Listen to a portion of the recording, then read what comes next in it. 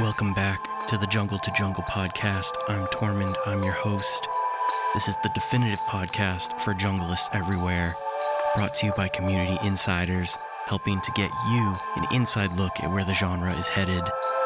Right now, you're listening to the unreleased track Wind Rider from today's guest, Cartridge. All right, welcome to the Jungle to Jungle podcast. Today we have Cartridge coming to us from the Netherlands. It's an up-and-comer with recent releases earlier this year on Memory Archives. He's a great talent. I'm happy to have him here with us today. How you doing today? Yeah, thank you for having me. I'm doing good today. How are you? Hey man, I'm great. Happy to be here and happy to be learning some more about you because, I've seen you on the scene here. Definitely been enjoying your work, but I'm wondering more about your story and what goes behind it. So I was wondering if you wanted to jump right in. Let us know sort of how you got into jungle, producing jungle, and decided to put your music out there. What's the story? Yeah, so I started making music actually on like a school computer with my friends in high school. And they had a program on there called Kinetic, and we were just fooling around during our break. And from that, it turned into a hobby, and I made all kinds of genres from house, hip hop to drum and bass, and mainly hardstyle. And then a couple of years ago, I came across a video from Spin Scott. I don't know if you know him, who does like the finger drumming jungle, and that's Yeah. the first time I properly got introduced to the name of the genre. And then I looked it up on like Spotify and stuff and started listening to it a little bit. And then actually when I found these video game jungle mixes and the Pizza Hotline Level Select album, that's what really like pulled me into the rabbit hole of like this whole genre and kind of the revival that's going on right now, I think. So started listening to it more, and then I thought it might be cool to try and make it myself, and that's kind of how the cartridge project was born. Hey, that's awesome. I know that Level Select was a big inspiration for me as well.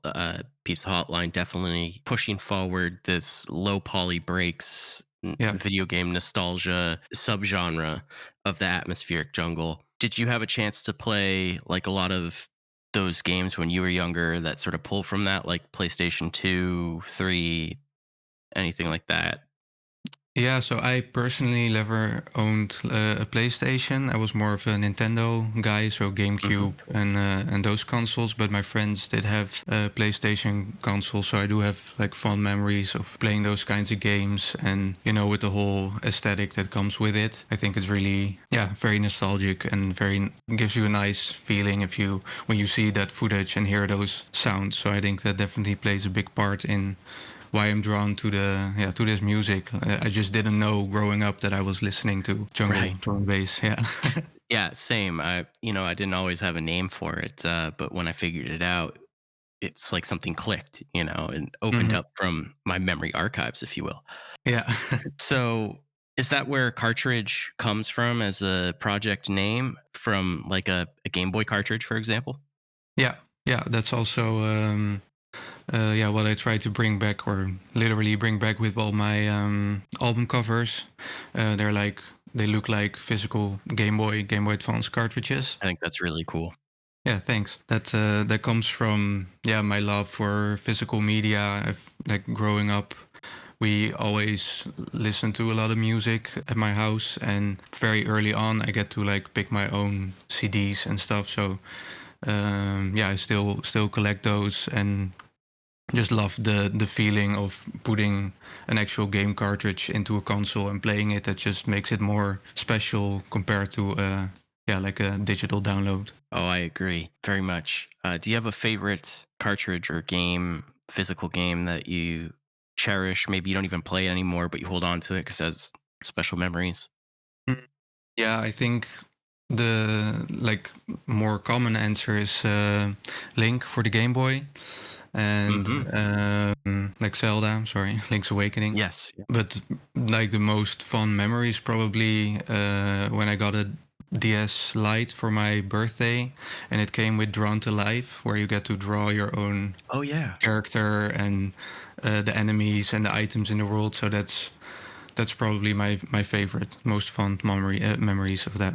Very cool. I remember playing Drawn to Life on the DS, and on my Game Boy, I had Pokemon Yellow is my Mm, most cherished one. I still have that copy tucked away somewhere safe. yeah, Uh, nice. so, in terms of coming up with the name Cartridge, hmm how did it come to you? Did it just kind of click one day when you were thinking about what to name the project, or is there specific story behind that? Mm, yeah, I was just yeah looking for a name and like for my previous genres I made. I'd gone through some names, but never really anything that really clicked with me. And then while I was like coming up with this stuff, I was also getting exposed to a lot of the Y2K things, and then yeah, Hmm. just the link like I just explained with physical media. I thought, oh, cartridge has a nice sound to it. So then I looked up like, are there any artists that are already called cartridge, and it was already taken. So then I just decided to take out the vowels, and Stylized it. that's it. Yeah. Awesome. Very cool. So, in terms of searching for other artists, are there any main inspirations you have? I know you mentioned Pizza Hotline.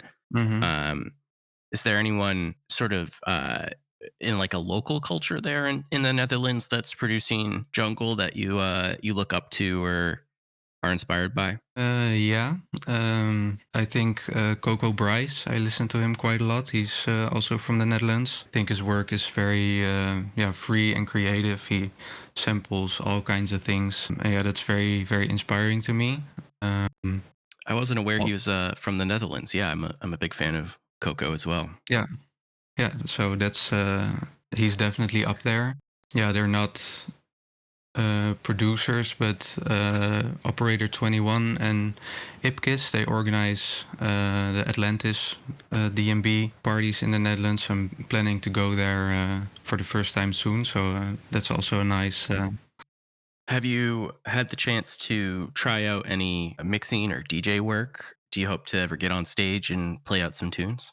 Um, Not necessarily. Like at the moment, I just mainly enjoy the creation process, just being a Yeah. producer, making the music. I have like tried out DJing like in high school for a little bit, bought like a small DJ controller, but never really got through with it. But maybe it's something I would like to learn eventually. But for now, I would rather put the time I have into making more music instead of learning to DJ. Yeah, yeah, totally.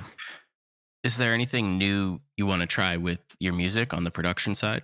Well, like project wise, I think would be cool to make like a full length album someday.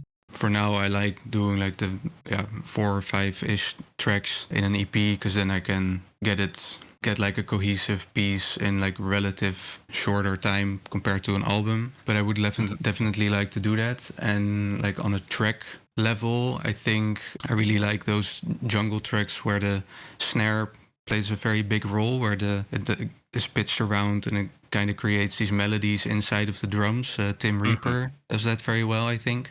Yes. Um, yeah, it's a bit more rough than what I normally make, but I would like to try that as well sometime. Awesome.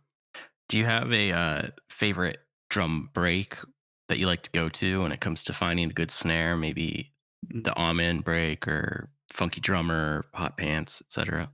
Yeah, I think it's hard to beat the amen break. Uh, Sure. Sometimes I try to purposefully not use it because it's used so Yeah, much, but then again, it is what sounds the best eventually. But I also really like the think break or like any break that has those little vocal samples in them because it adds so much character to the track.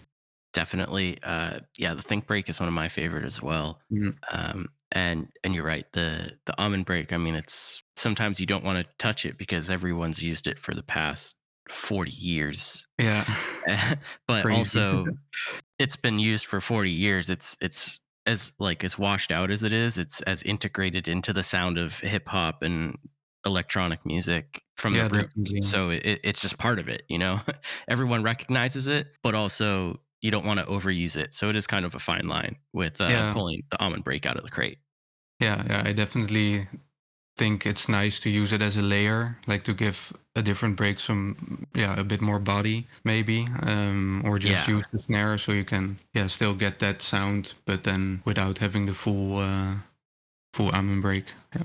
So when you're producing, what's your setup look like when you go to chop up a break or edit it? Are you doing that through MIDI or audio editing using a Yeah. DAW or hardware? What's the setup? Yeah, so I do most things like just inside my laptop in FL Studio. I prefer like sometimes I'll use the Amiga VST, the Hmm. Amigo VST, but most of the times I'll just take the sample and cut it up in the timeline because that gives me the yeah most options to make little edits that might only happen like once or a couple of times. And I would like to get more hardware, but I notice like I have a couple of synths, but I don't use them enough because in the end it's like a little bit of a hurdle to get them and get them ready and start Hmm. using them. And when I'm sitting down to make music, then it's easier to just do everything inside of the box, kind of. Yeah, So just I kind of do, keep in the flow. yeah, definitely. I do like working with hardware and yeah, well, same with physical media. It's a different experience and it yeah creates a different sound. But yeah, in the end of the day, when I sit down to make music, it's easier to just keep going inside of my laptop. What are the hardware synths that you have that you might set up sometimes?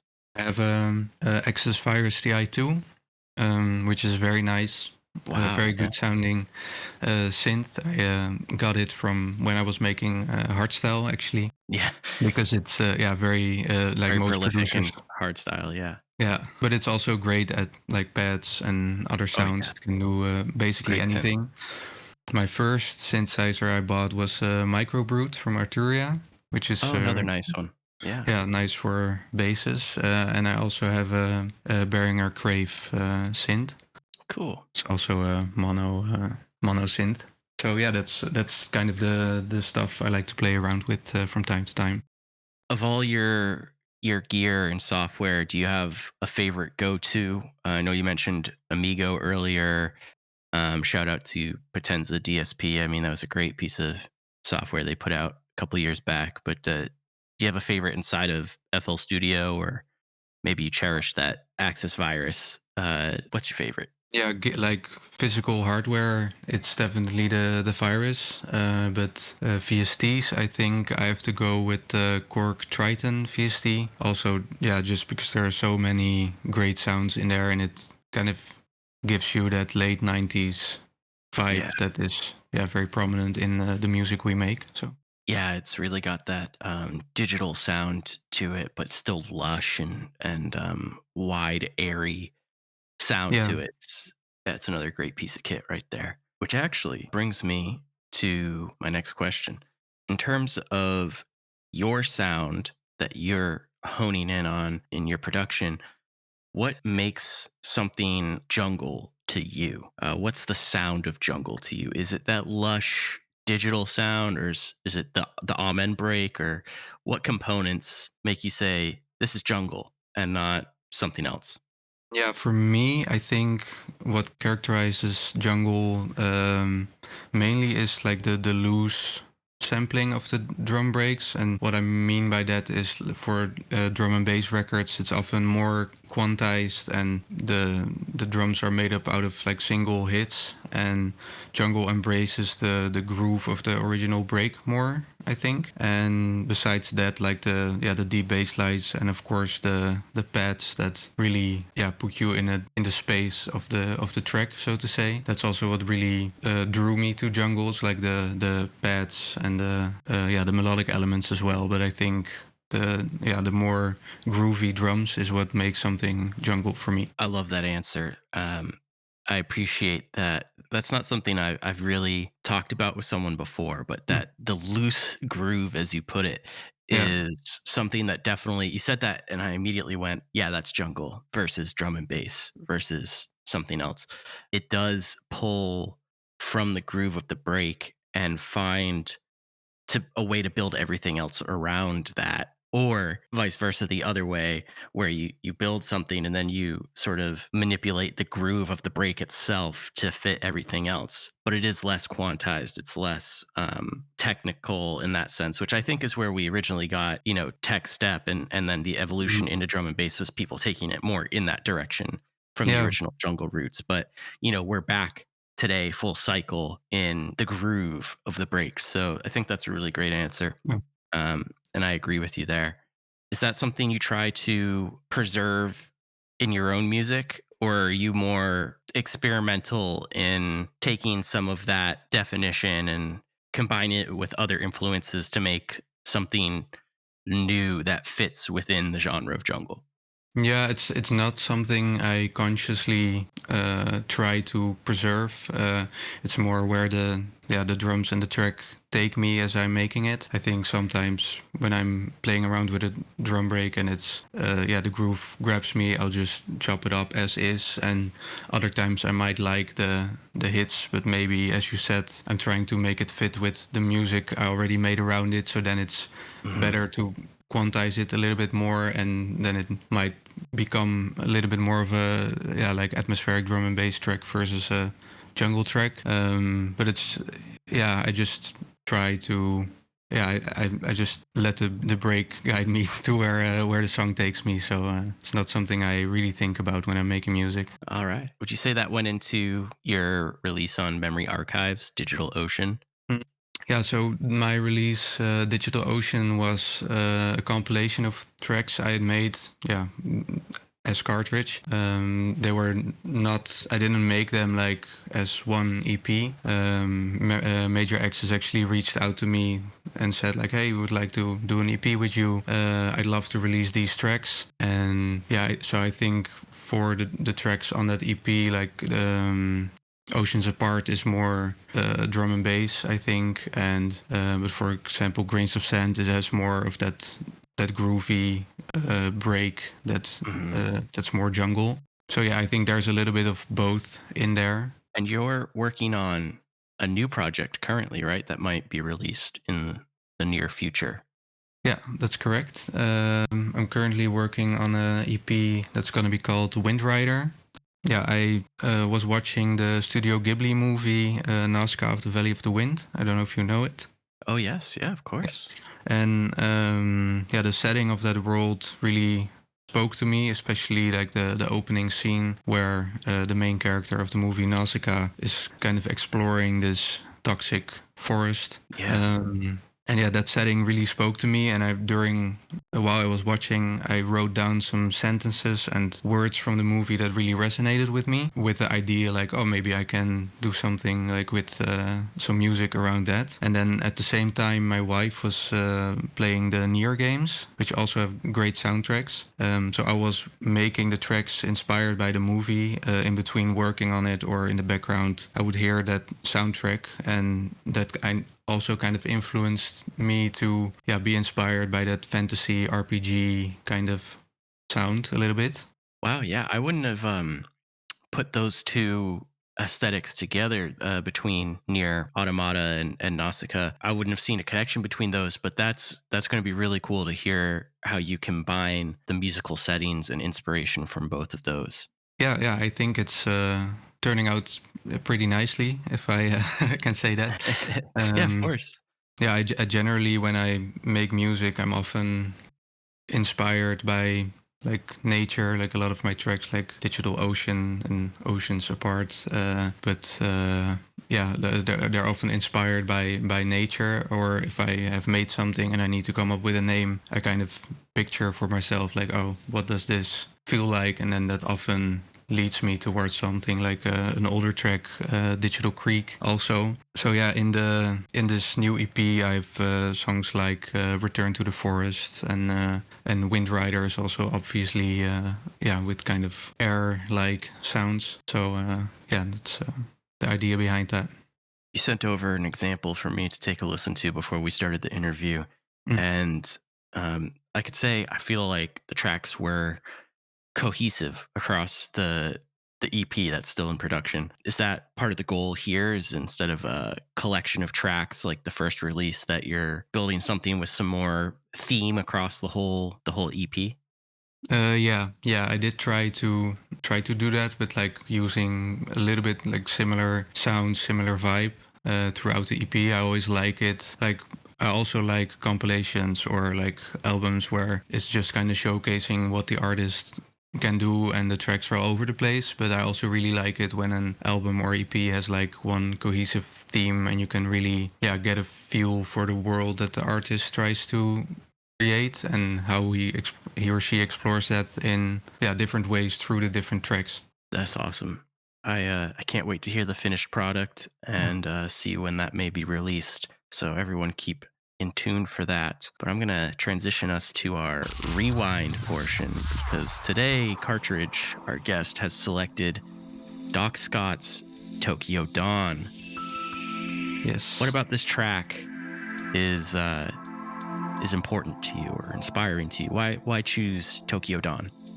Mm, yeah, I think when I first got into jungle and started exploring the genre, I was listening to the LTJ Bookham albums and stuff, and then I also came across this track by Doc Scott, and it really resonated with me. It's like one of the tracks I put in a playlist and put on repeat during that time. And I think what draws me in the most is like the hits, little hits of percussion and Yeah. this like kind of bell melody that goes throughout. Like the whole track is kind of spacey, kind of just vibey, but it still has these recognizable elements in it that if you hear it, you're like, oh yeah, that's Tokyo Dawn. Yeah. I agree. I think those little percussion hits with the delay on them, that's something I like to try and work in to some of my tracks when I'm like, oh, it's just missing a little touch of something, a little shine. Yeah, Sometimes just dropping a tambourine with a delay on it can go a long way to getting the yeah, right vibe. yeah. A Um, little bit of ear candy here and there. yeah. Something else I noticed about Tokyo Dawn is there's not a lot of like build up, drop, release sort of tension that's in modern music today. Yeah, There's just sort of elements that come in and out, like that all of a sudden there's an amen break that just kind of comes in. And for a while there's no bass for I think like 3 minutes into the track.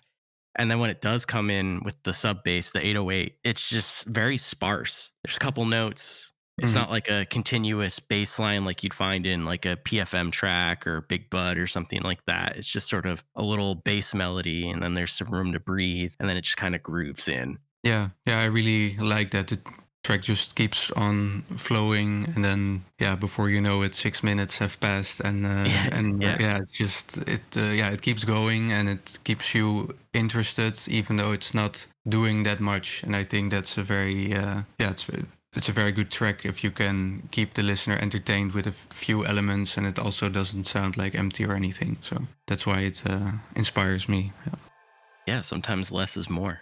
definitely. Well, I'm wondering, is there anything else you'd like to let us know today or any questions you have for me?